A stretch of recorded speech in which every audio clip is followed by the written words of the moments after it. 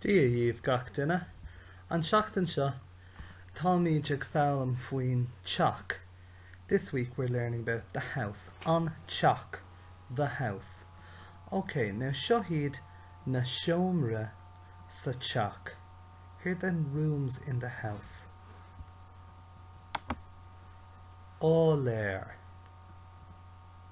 áiléir, attic, áiléir.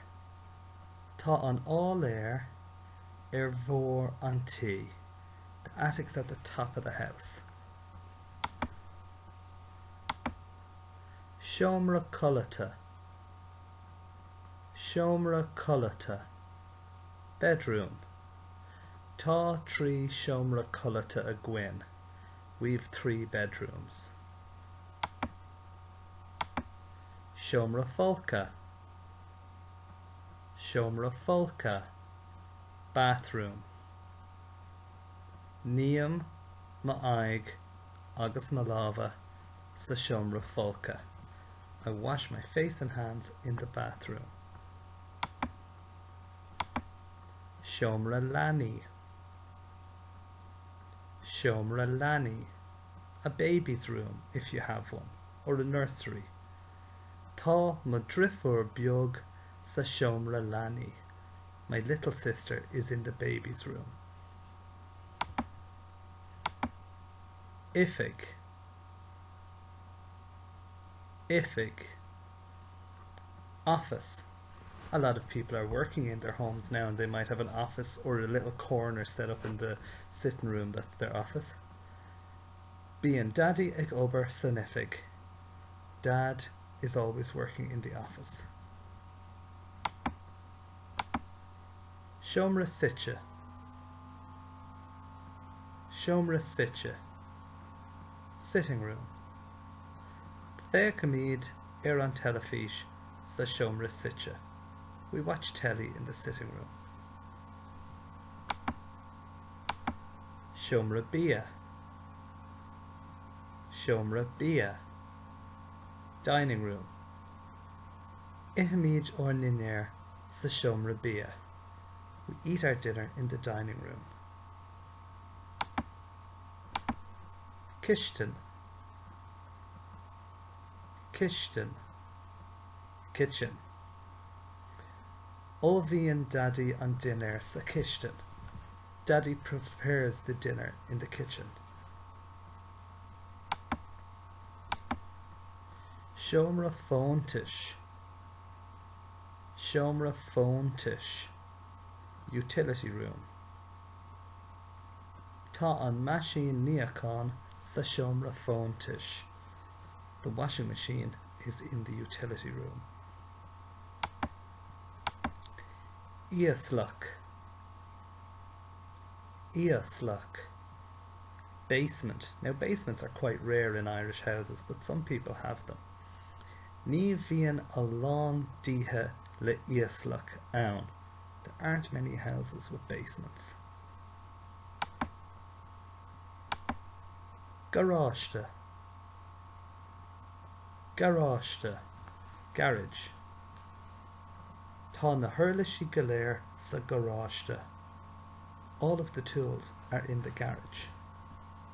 Okay, so seo hiad na seomra sa teach.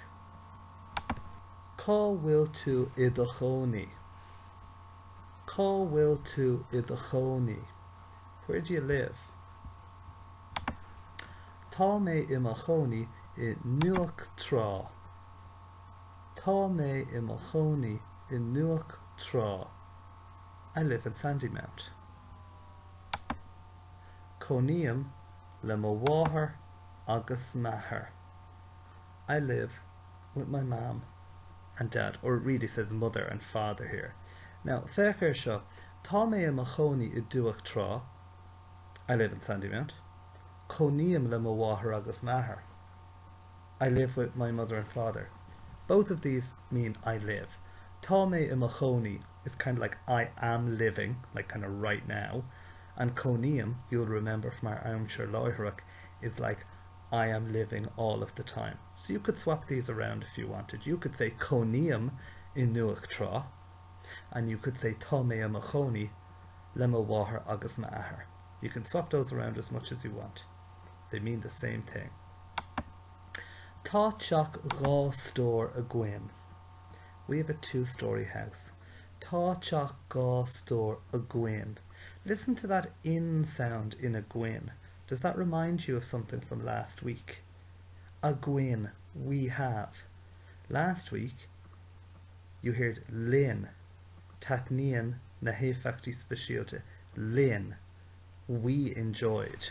So that in sound often gets added onto a word to make we out of it. So a gcuin, we have. Lin, with us. Tá teach dhá stór a gcuin. We have a 2-story house. Huastaira, tá trí seomra culata ann. Ann means there.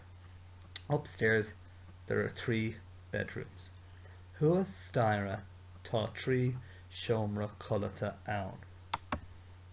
Tá an teach sitse in aice na porca. Sitse, it kind of means situated. That's a good way to remember it, or located. The house is in aice, beside the park. Tá an teach sitse in aice na porca. Cá bhfuil tú I do chónaí? Tá mé I mo chónaí in nDumhach Broc. Donnybrook. Tá mé I mo chónaí in nDumhach Broc. Agus a rís, is féidir a rá chónaíam in nDumhach Broc. Chónaíam le mo hismeóirí agus mo drifur. I live with my parents. Tishmeóirí is parent. You can say sean hismeóir for grandparent. Chónaíam le mo hismeóirí agus mo drifur. Agus a rís, is féidir leat é sin a measca suas agus a rá tá mé I mo chónaí le mo hismeóirí agus mo drifur. Tá teach dhá stór a gcuin. Huastaira, tá seomra suagra ann. We have a 2-story house. Downstairs, there is a playroom. Tá teach dhá stór a gcuin. Huastaira, tá seomra suagra ann. Tá an teach sitse in Estate Mór. It's located in a big estate. Tá an teach sitse in Estate Mór. That would just be I for in, but we've changed it from I to in because Estate starts with a vowel. Tá an teach sitse in Estate Mór. Cá bhfuil tú I do chónaí? Tá mé I mo chónaí I Garreg Dubh, Blackrock. Tá mé I mo chónaí I Carreg Dubh. Chónaíam I Garreg Dubh. Chónaíam le mo sean hismeóirí. Remember this from the last one? Grandparents. It actually means old parents. Sean means old. Chónaíam le mo sean hismeóirí. Agus a rís, is féidir linn a rá tá mé I mo chónaí le mo sean hismeóirí. Freisin. Tá teach dhá stór a gcuin. Huastaira, tá trí seomra culata ann. Agus tá ifig do bhamó Huastaira. So tá teach dhá stór a gcuin. We have a 2-story house. Huastaira, tá trí seomra culata ann. 3 bedrooms upstairs. Agus tá ifig do bhamó Huastaira. And there's an office for granny downstairs. Tá an teach sitse Cushfarraga at the seaside. The house is located at the seaside. Tá an teach sitse Cushfarraga. Cá bhfuil tú I do chónaí? Tá mé I mo chónaí sa Rinn. I live in Ringsend. Now, in all of the other ones it said I, and it means in. Here it says sa. Sa means in the. And the reason for this is Ringsend is called on Rinn, the ring. There's a similar place in Waterford, on Rinn, the ring. So that's why this says sa instead of I. we're not really saying I live in Ringsend. We're saying I live in the ring. Tá mé I mo chónaí sa Rinn. Coníam le mo bhirt máthracha. I live with my two mothers. Coníam le mo bhirt máthracha. Agus a rís, is féidir le rá tá mé I mo chónaí le mo bhirt máthracha. Tá bungalow a gcuin, just like the English. Tá cistinn deas ann le duras sleamhnán amach go dtí an gardín.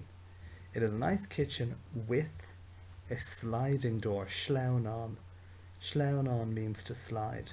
Le duras sleamhnán amach go dtí an garden, with a sliding door out to the garden. Tá an teach site trasna ó bhéilean deas. Now you know lava trasna means arms crossed. Trasna, across from a nice restaurant. Tá an teach site trasna ó bhéilean deas. Cá bhfuil tú I do chónaí? Tá mé I mo chónaí in Rithid na Duhra, Ballsbridge. Tá mé I mo chónaí in Rithid na Duhra. Coníam le mo hismeóirí agus mo gcruthair. I live with my parents, we've seen that already. Agus mo druthair, my brother. Coníam le mo hismeóirí agus mo druthair. Tá órasán a gcuin, apartment. Tá órasán a gcuin. Tá trí seomra culata agus balcón deas ann. 3 bedrooms and a nice balcony. Tá órasán a gcuin. Tá trí seomra culata agus balcón deas ann. Tá an tórasán site trasna ón scóil, across from the school. You might have noticed there's a little T stuck on to órasán. Don't really need to worry about that. That's just to let us know that órasán is a masculine noun, not a feminine one. If it was a feminine one, it'd have nothing there. Tá an tórasán site trasna ón scóil. Okay, sin é. I hope you enjoyed learning about that and that you'll remember some of those words so you can describe your own home. Slán!